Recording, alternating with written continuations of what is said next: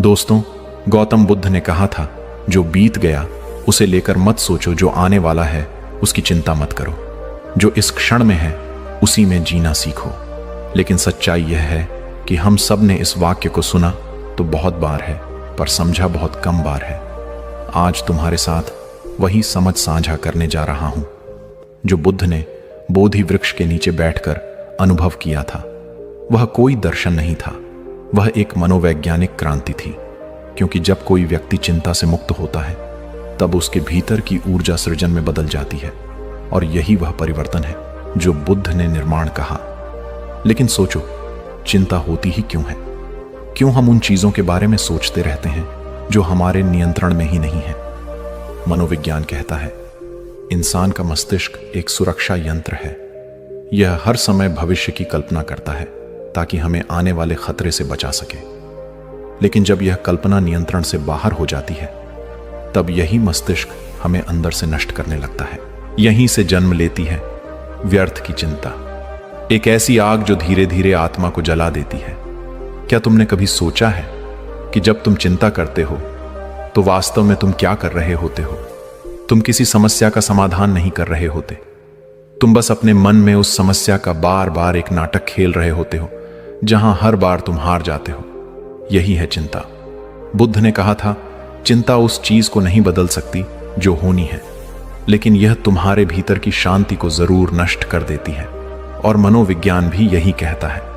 Over thinking problems को हल नहीं करती बल्कि उन्हें बढ़ा देती है। यानी जब तुम ज्यादा सोचते हो तो तुम समाधान से नहीं, भ्रम से जुड़ते हो। चिंता की जड़ है अनिश्चितता का भय। जब हम भविष्य को देख नहीं पाते तो मन उसे कल्पना से भर देता है, और यह कल्पना ज्यादातर नकारात्मक होती है, क्योंकि हमारा मस्तिष्क सुरक्षा चाहता है, शांति नहीं।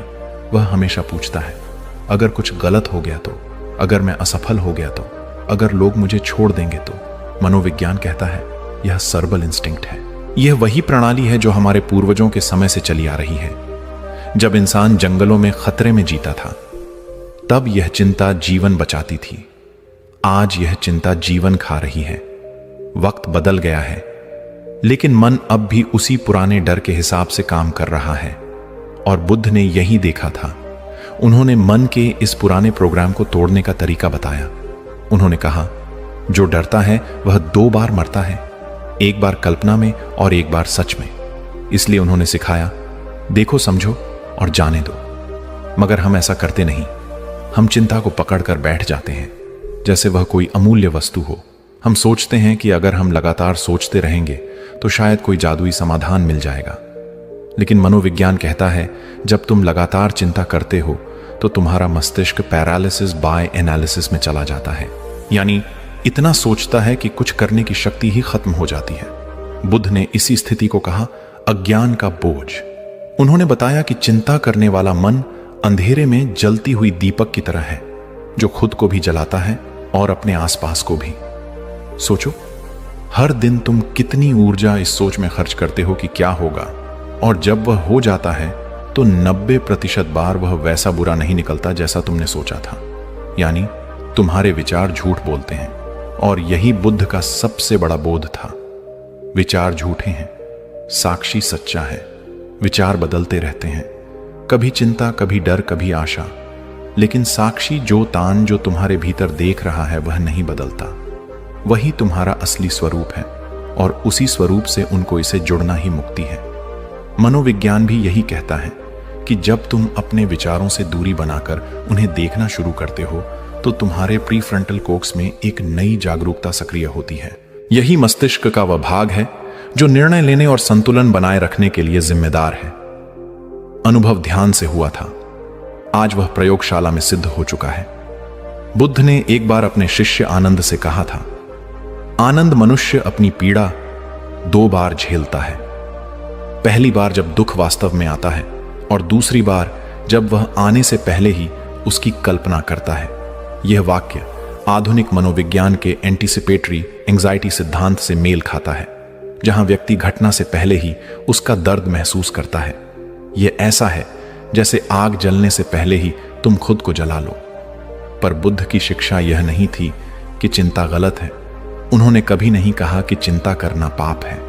उन्होंने कहा, चिंता को समझो, क्योंकि जो समझ में आ जाता है वह बदल जाता है, जो समझ में नहीं आता वही बार बार लौटता है। बुद्ध ने कहा, मन के विचारों को पकड़ो मत, बस उन्हें गुजरते हुए देखो। यह वही सिद्धांत है जो आज कॉग्निटिव बिहेवियरल थेरेपी में प्रयोग होता है, जहां व्यक्ति को सिखाया जाता है कि तुम्हारे विचार तथ्य नहीं है, वे बस विचार हैं। अगर तुम इस पल यह देख सको कि तुम्हारा मन चिंतित है, तो यह देखना ही तुम्हें उससे थोड़ा मुक्त कर देता है। जैसे ही तुम कहते हो, हां मैं देख रहा हूं कि मेरा मन डर रहा है, तुम अपने मन से एक कदम पीछे आ जाते हो, और वही एक कदम मुक्ति की दिशा में पहला कदम है। बुद्ध का मार्ग यही था, अवलोकन का मार्ग, न दमन न संघर्ष। उन्होंने कहा, संघर्ष ही चिंता को बढ़ाता है और स्वीकृति ही उसे भुला देती है। जब तुम अपने विचारों को स्वीकार करते हो तो वे धीरे धीरे धुंध की तरह गायब हो जाते हैं। सोचो, जब तुम अपने मन के विचारों को समझना शुरू कर दोगे तो क्या तुम्हारे ऊपर उनका वही प्रभाव रहेगा? नहीं, क्योंकि जो दिखने लगता है वह पकड़ने की जरूरत नहीं रह जाती, वह बस अपने आप गिर जाता है।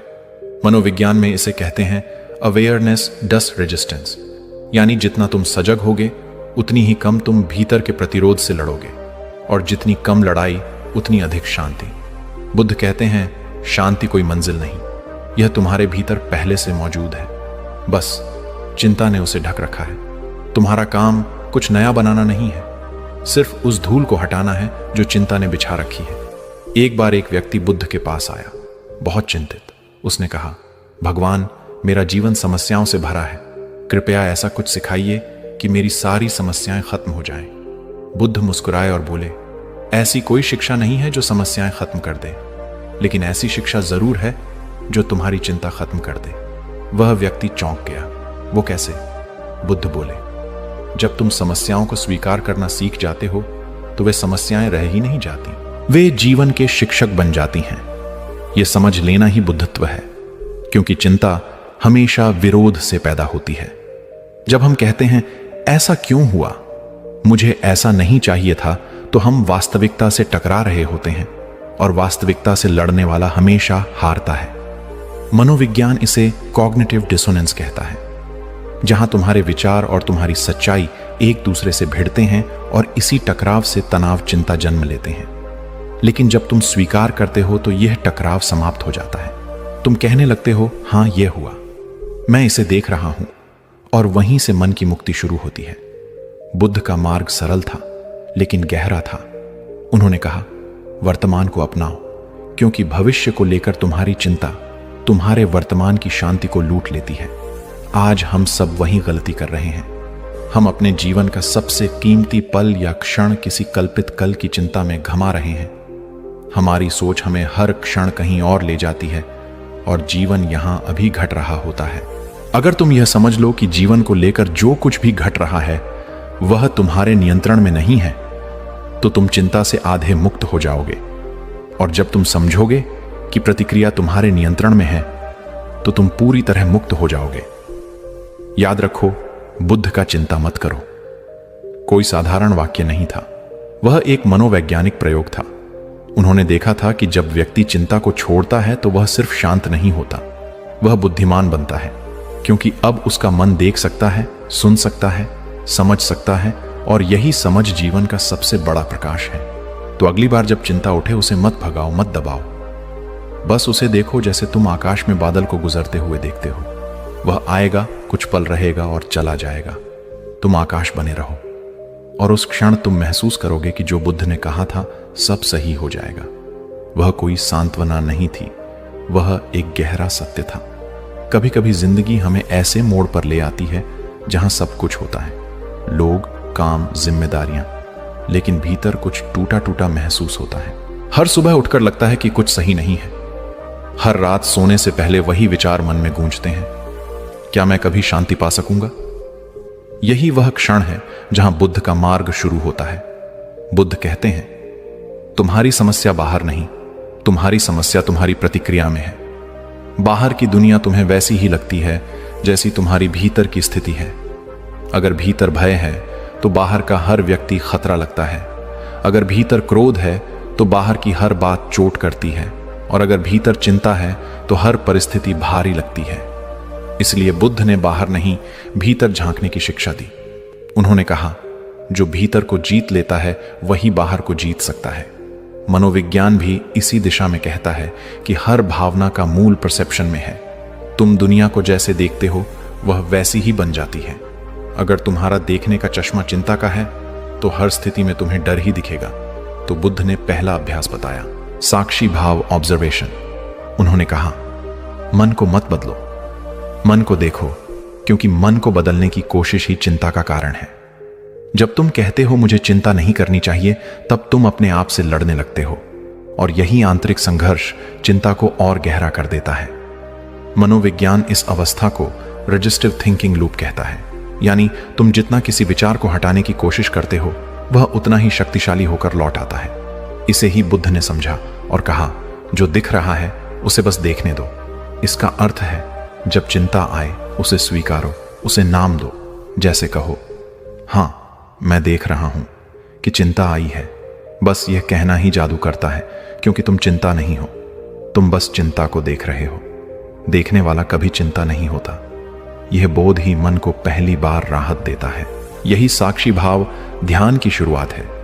बुद्ध ने कहा, सांस को देखो, क्योंकि सांस वर्तमान में होती है, विचार हमेशा भविष्य में। जब तुम सांस पर लौटते हो, तुम अनजाने में चिंता से दूर चले जाते हो। मनोविज्ञान के अनुसार जब व्यक्ति अपनी सांस पर ध्यान केंद्रित करता है तो उसके शरीर में पैरासिनेथेटिक मिशन न्यूरोलॉजिकल सिस्टम सक्रिय होता है, जो स्वाभाविक रूप से शांति और स्थिरता लाता है। यानी ध्यान कोई रहस्यमय क्रिया नहीं, यह एक गहरा वैज्ञानिक अभ्यास है। बुद्ध ने सिखाया, सांस को देखो जैसे कोई नदी बह रही हो। ना उसे तेज करो, ना रोकने की कोशिश करो, बस उसके साथ बहो। धीरे धीरे तुम महसूस करोगे कि तुम्हारे विचार धीमे पड़ने लगे हैं, मन का तूफान ठहरने लगा है। अब एक और गहराई आती है, स्वीकृति, एक्सेप्टेंस। बुद्ध ने कहा, जैसे है वैसे को देखो, मत कहो कि यह अच्छा है या बुरा, बस कहो। जब तुम यह कहते हो तो तुम्हारा मन तर्क छोड़ देता है, वह स्वीकार करने लगता है, और स्वीकार करना ही चिंता का इलाज है। मनोविज्ञान भी यही कहता है, जब व्यक्ति अपनी भावनाओं को स्वीकारता है तो उनका असर धीरे धीरे घटने लगता है। जहां तुम अपनी भावना को पहचानते और नाम देते हो और दिमाग में उसके प्रति प्रतिक्रिया कम हो जाती है, तो जब अगली बार चिंता आए, उसे पहचानो, उसे नाम दो और कहो, हाँ चिंता, मैं तुम्हें देख रहा हूं। बस ये कहना ही मन में हल्कापन लाता है। फिर बुद्ध ने सिखाया अनित्य भाव, इम्परमानेंस। उन्होंने कहा, कुछ भी स्थायी नहीं है। तुम्हारे विचार, तुम्हारा दुख, तुम्हारी चिंता, सब अस्थायी है। वे आएंगे, रहेंगे और चले जाएंगे। बस तुम उन्हें पकड़ते हो, इसलिए वे टिके रहते हैं। मनोविज्ञान इसे टेम्पोरल टचमेंट कहता है, यानी जब तुम समझ लेते हो कि हर भावना अस्थायी है तो तुम उससे डरना छोड़ देते हो, और जब डर खत्म होता है तो चिंता स्वतः खत्म हो जाती है। बुद्ध ने अपने शिष्यों को सिखाया था कि हर भावना को बादल की तरह देखो। बादल आते हैं, जाते हैं, पर आकाश वैसा ही रहता है। तुम वही आकाश हो। विचार, भावनाएं, चिंताएं, ये सब बादल हैं, बस गुजरने दो। धीरे धीरे जब तुम इन तीन अवस्थाओं का अभ्यास करते हो, साक्षी भाव, स्वीकृति और अनित्य भाव, तो तुम्हारा मन रूपांतरित होने लगता है। अब तुम चिंता में नहीं डूबते, बल्कि उसे ऊपर से देखते हो, और यह देखना ही मुक्ति है। एक दिन एक व्यक्ति बुद्ध के पास आया। उसने कहा, मैं ध्यान करता हूं, पर मन शांत नहीं होता, हर वक्त चिंता चलती रहती है। बुद्ध मुस्कुराए और बोले, तुम शांत मन की तलाश कर रहे हो, जबकि ध्यान का अर्थ मन को शांत करना नहीं, बल्कि उसे समझना है। उस व्यक्ति ने पूछा, फिर क्या करना चाहिए? बुद्ध बोले, जब मन बेचैन हो तो बेचैनी को देखो, जब वह शांत हो जाए तो शांति को देखो। दोनों को देखने वाला जो बचा रहता है वही तुम हो। यह वाक्य मनोविज्ञान की सबसे आधुनिक थ्योरी मेटा अवेयरनेस से मेल खाता है, जहां व्यक्ति अपनी सोच को देखने लगता है, और यही देखने का गुण उसकी आत्म जागरूकता को बढ़ाता है। धीरे धीरे यह अभ्यास चिंता की जड़ को काट देता है, क्योंकि चिंता अब तुम्हारे साथ नहीं खेल पाती। वह आती है, तुम देखते हो, वह गिर जाती है। यह कोई चमत्कार नहीं, यह अभ्यास है। बुद्ध मुस्कुराए और बोले, तुम शांत मन की तलाश कर रहे हो, जबकि ध्यान का अर्थ मन को शांत करना नहीं बल्कि उसे समझना है। उस व्यक्ति ने पूछा, फिर क्या करना चाहिए? बुद्ध बोले, जब मन बेचैन हो तो बेचैनी को देखो, जब वह शांत हो जाए तो शांति को देखो। दोनों को देखने वाला जो बचा रहता है वही तुम हो। यह वाक्य मनोविज्ञान की सबसे आधुनिक थ्योरी मेटा अवेयरनेस से मेल खाता है, जहां व्यक्ति अपनी सोच को देखने लगता है और यही देखने का गुण उसकी आत्म जागरूकता को बढ़ाता है। धीरे धीरे यह अभ्यास चिंता की जड़ को काट देता है, क्योंकि चिंता अब तुम्हारे साथ नहीं खेल पाती। वह आती है, तुम देखते हो, वह गिर जाती है। यह कोई चमत्कार नहीं, यह अभ्यास है। बुद्ध ने भी वर्षों तक यही अभ्यास किया था, जब तक उन्होंने यह नहीं जाना कि जिसे हम चिंता कहते हैं वह बस मन का एक चलायमान दृश्य है। और जब उन्होंने यह देखा, तब भीतर से वही स्वर निकला, सब ठीक है। वह क्षण था निर्वाण का। निर्वाण का अर्थ मृत्यु नहीं, बल्कि मन के भ्रमों की मृत्यु है। और जब भ्रम मरते हैं तो जो बचता है वही सत्य जीवन है। मनोविज्ञान इसे कॉग्निटिव लिबरेशन कहता है, जहां व्यक्ति अब विचारों का गुलाम नहीं रहता, बल्कि विचार उसका उपकरण बन जाते हैं। वह सोचता है पर सोच में फंसता नहीं, वह महसूस करता है पर भावना में खोता नहीं। यही बुद्ध का सच्चा विज्ञान है। बुद्ध ने कहा था, जिस क्षण तुम चिंता को देखते हो और मुस्कुराते हो, उस क्षण चिंता की शक्ति खत्म हो जाती है। वो मुस्कान भीतर की गहराई से आती है, एक स्वीकार, एक प्रेम, एक जागरूकता से। क्योंकि जब तुम अपने भीतर की गहराई को देख लेते हो तो तुम्हें एहसास होता है कि जीवन हमेशा तुम्हारे पक्ष में है। जीवन तुम्हारे खिलाफ नहीं है, तुम बस उसे गलत समझ रहे हो। और जैसे जैसे यह समझ गहराती है, वैसे वैसे तुम्हारे भीतर एक अदृश्य शांति उतरने लगती है। वह शांति जो किसी चीज से नहीं मिलती, बल्कि सब कुछ छोड़ने से आती है। बुद्ध ने कहा था, जब तुम छोड़ देते हो तभी सब कुछ अपने आप सही हो जाता है। क्या तुमने कभी गौर किया है कि जब तुम भीतर से शांत होते हो तो आसपास की दुनिया भी अलग दिखने लगती है? वही लोग, वही परिस्थितियां, वही काम, लेकिन अब उनका प्रभाव बदल जाता है। पहले जहां एक छोटी सी बात तुम्हें विचलित कर देती थी, अब वही बात तुम्हारे भीतर तूफान नहीं उठाती। यह कोई बाहरी जादू नहीं है, यह तुम्हारे भीतर का परिवर्तन है। बुद्ध ने कहा था, जब तुम अपने मन को जीत लेते हो तो तुम्हारे बाहर जीतने को कुछ भी शेष नहीं रहता। यह वाक्य केवल ध्यान के लिए नहीं बल्कि पूरे जीवन के लिए था, क्योंकि जो व्यक्ति अपनी चिंता पर नियंत्रण पा लेता है वह अपने जीवन की दिशा पर नियंत्रण पा लेता है। मनोविज्ञान कहता है, जब व्यक्ति की इंटरनल लक्स ऑफ कंट्रोल सक्रिय होती है तो वह बाहरी घटनाओं को दोष देना बंद कर देता है। अब वह जानता है, मेरे साथ क्या हुआ वह महत्वपूर्ण नहीं, मैं उसके साथ क्या करता हूं वही मेरी पहचान तय करता है। बुद्ध ने भी यही कहा था, दुख का कारण घटना नहीं, प्रतिक्रिया है। जब यह बात भीतर उतरती है तो हर परिस्थिति, हर व्यक्ति एक शिक्षक बन जाता है। तुम्हें अब कोई नुकसान नहीं पहुंचा सकता, क्योंकि तुमने भीतर से स्वयं को समझ लिया है। यही वह बिंदु है जहां चिंता शांति में बदल जाती है, जहां डर विश्वास में बदल जाता है और जहां क्रोध करुणा में रूपांतरित होता है। एक बार बुद्ध किसी गांव से गुजर रहे थे। वहां एक व्यक्ति ने उन्हें अपशब्द कहे। बुद्ध शांत खड़े रहे, मुस्कुराते हुए। शिष्य चकित हो गए। भगवान, आपने कुछ कहा क्यों नहीं? बुद्ध बोले, अगर कोई तुम्हें उपहार देता है और तुम उसे स्वीकार नहीं करते तो वह उपहार किसके पास रह जाता है? शिष्य बोले, उसके पास जिसने दिया। बुद्ध ने कहा, तो मैं उसका उपहार क्यों स्वीकार करूं? यह वही सजगता है, वही मनोवैज्ञानिक जागरूकता, जहां व्यक्ति प्रतिक्रिया नहीं करता बल्कि प्रतिक्रिया को देखता है। यह देखना ही बुद्धत्व की शुरुआत है। मनोविज्ञान के अनुसार जब व्यक्ति सजग होकर प्रतिक्रिया करने से पहले रुकता है तो उसका इमोशनल ब्रेन शांत हो जाता है। अब निर्णय कॉग्निटिव माइंड से आता है, जो बुद्धिमान, शांत और संतुलित होता है। इसे कहते हैं रिएक्शन अवेयरनेस। बुद्ध ने इसे कहा था स्मृति, यानी माइंडफुलनेस। यानी बुद्ध का स्मृति और आज का माइंडफुलनेस एक ही चीज है। सचेत रहना, हर क्षण देखना, बिना निर्णय किए स्वीकार करना। अब सोचो, जब यह समझ तुम्हारे जीवन में उतरती है तो रिश्ते कैसे बदलते हैं। तुम्हारे शब्दों में करुणा आ जाती है। तुम सुनना सीख जाते हो, क्योंकि अब तुम्हें जल्दी प्रतिक्रिया नहीं करनी। अब तुम्हें साबित नहीं करना, क्योंकि तुम जानते हो जो खुद को समझ चुका है उसे किसी के सामने कुछ साबित करने की जरूरत नहीं। धीरे धीरे तुम्हारा पूरा व्यवहार बदलने लगता है।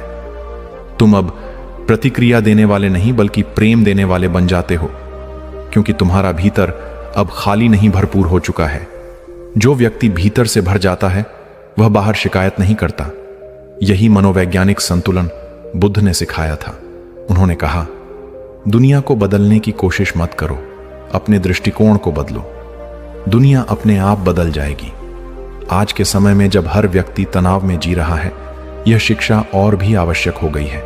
हम हर चीज को नियंत्रित करने की कोशिश करते हैं, काम, पैसा, रिश्ते, भविष्य, और इसी कोशिश में सबसे ज्यादा खो देते हैं। अपनी शांति बुद्धि ने सिखाया, कंट्रोल छोड़ो, कॉन्शियसनेस अपनाओ। यानी सब कुछ अपने नियंत्रण में लाने की कोशिश मत करो, बस हर स्थिति में सजग रहो, क्योंकि नियंत्रण सीमित है लेकिन सजगता अनंत है। और जब जब तुम सजग होते हो तो तुम खुद ही नियंत्रण में आ जाते हो। मनोविज्ञान इसे फ्लो स्टेट कहता है, जहां व्यक्ति पूरी तरह वर्तमान में होता है। वह ना चिंता करता है, ना भविष्य सोचता है, बस करता है, जीता है, अनुभव करता है। बुद्ध ने इसे कहा ध्यान की अवस्था, जहां तुम कुछ करते हुए भीतर से स्थिर रहते हो। अब सोचो, अगर तुम यह अभ्यास हर दिन जीवन में लाओ तो तुम्हारा काम, तुम्हारे निर्णय, सब कुछ कितनी सहजता से बहने लगेंगे।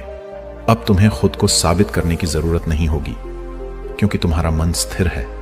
और जब मन स्थिर होता है तो जीवन के हर निर्णय में स्पष्टता आती है। बुद्ध ने कहा था, स्थिर मन में सत्य का प्रतिबिंब स्पष्ट दिखता है। मनोविज्ञान भी यही कहता है। जब मस्तिष्क तनाव मुक्त होता है तो निर्णय लेने की क्षमता बढ़ जाती है। इसलिए चिंता मुक्त व्यक्ति केवल शांत नहीं होता, वह बुद्धिमान भी होता है। धीरे धीरे इस यात्रा में एक और परिवर्तन आता है। अब तुम दूसरों को बदलने की कोशिश नहीं करते, क्योंकि तुम्हें समझ आ जाता है कि हर व्यक्ति अपनी यात्रा पर है। तुम बस करुणा से देखते हो। यही करुणा वह ऊर्जा है जो बुद्ध के हर शब्द में झलकती थी। वह करुणा जो न निर्णय करती थी, न तिरस्कार, बस समझती थी। मनोविज्ञान में इसे कहते हैं एमेथेटिक अवेयरनेस, जहां व्यक्ति दूसरों की भावनाओं को महसूस करता है लेकिन उनमें डूबता नहीं।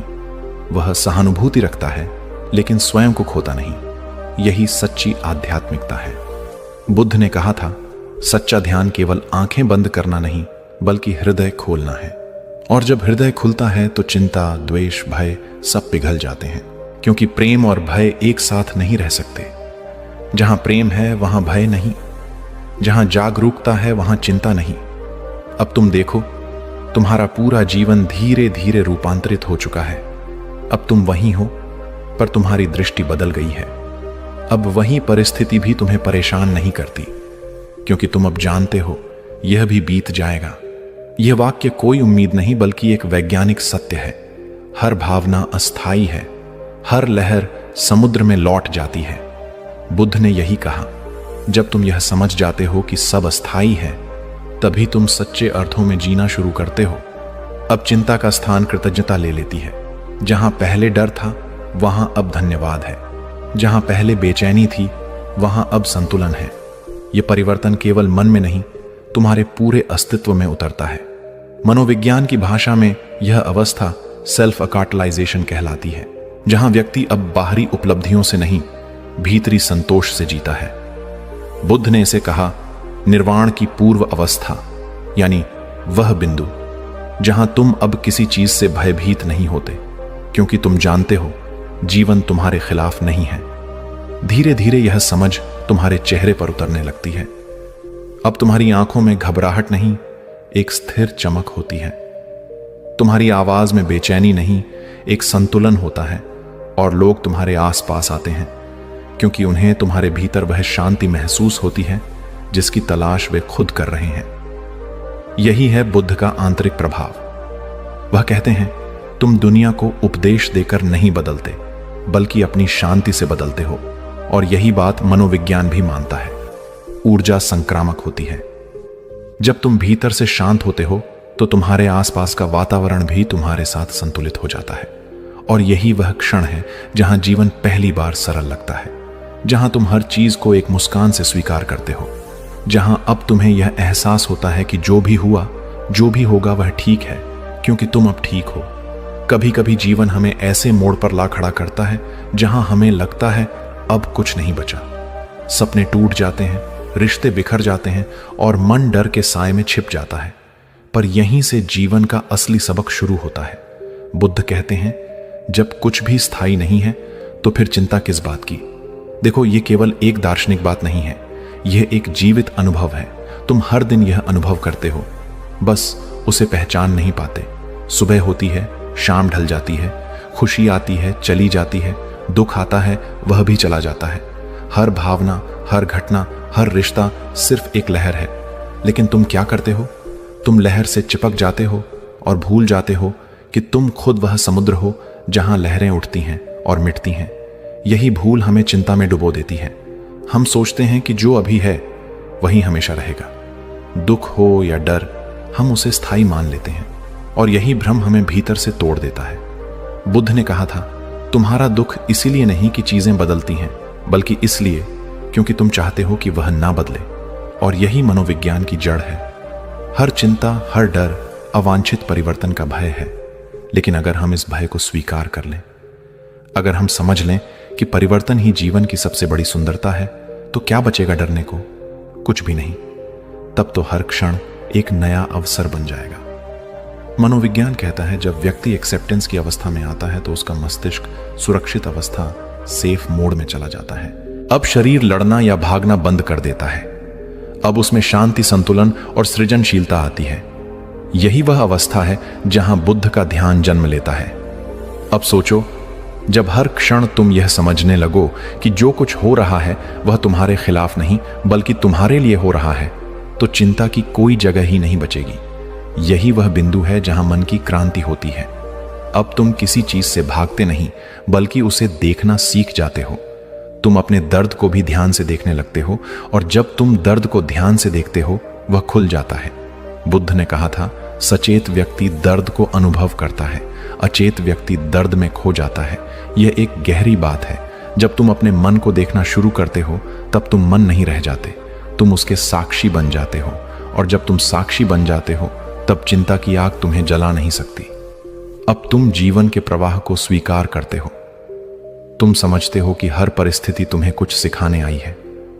अब तुम शिकायत नहीं करते, बस सीखते हो।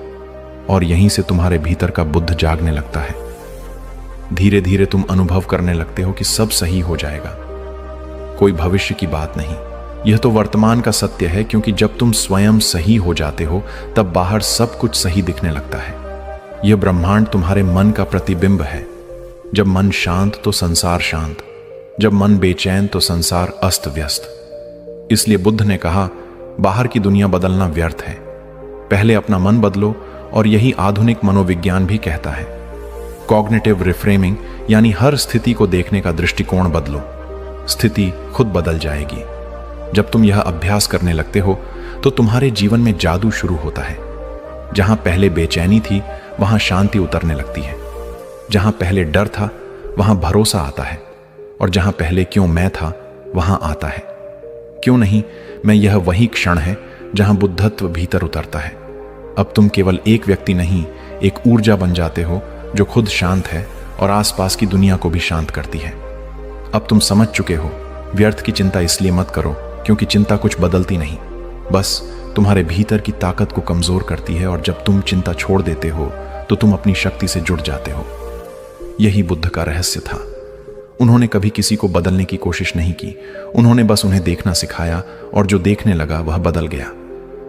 आज के युग में भी अगर हम यह सीख लें, देखना बिना निर्णय के, तो हमारा हर दिन ध्यान बन जाएगा, हर रिश्ता प्रेम बन जाएगा, हर चुनौती अवसर बन जाएगी। बुद्ध ने कहा था, जो जाग गया वह मुक्त हो गया। और जागरण का अर्थ यही है। अब तुम जान गए हो कि तुम अपने विचार नहीं हो, तुम अपने डर नहीं हो, तुम केवल साक्षी हो।